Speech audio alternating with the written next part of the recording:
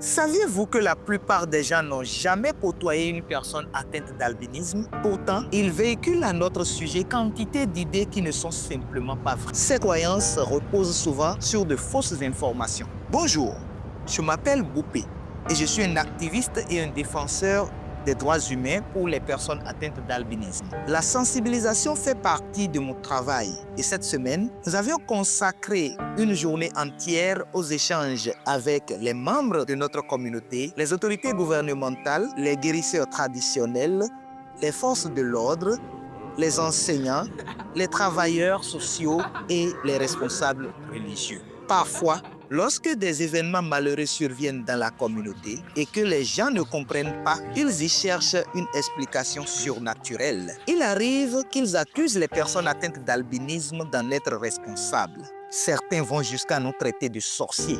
Ils nous maltraitent et nous chassent parfois de nos villages. D'autres adhèrent au mensonge selon lequel l'utilisation des organes des personnes atteintes d'albinisme dans les pratiques rituelles pour la sorcellerie pourrait leur porter chance et les enrichir. Pire encore, ils s'imaginent qu'utiliser des organes des enfants serait plus efficace, ce qui explique le nombre élevé de meurtres d'enfants. L'un des guérisseurs traditionnels a précisé au cours de la séance que les vrais guérisseurs traditionnels sont là pour guérir et non pour nuire. Par conséquent, quiconque utilise des organes humains ne serait pas un guérisseur traditionnel.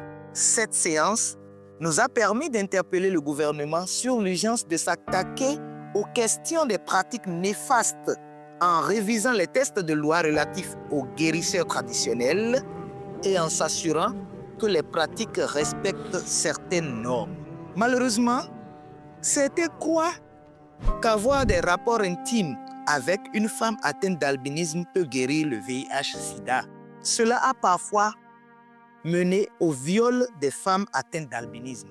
Mon équipe, ainsi que d'autres participants, ont souligné au cours de la séance combien il est important que le gouvernement éduque les gens au sujet des conditions telles que l'albinisme et d'autres handicaps. Pour mettre fin au crime rituel, il faut adopter des lois adéquates et les appliquer pour sanctionner toute personne coupable d'utilisation d'organes humains et mettre fin à ces trafics. Nous avions insisté sur l'importance pour le gouvernement et le pouvoir judiciaire d'alourdir les peines pour ceux qui recourent à ces pratiques néfastes. Ils doivent également identifier et combattre leurs causes profondes.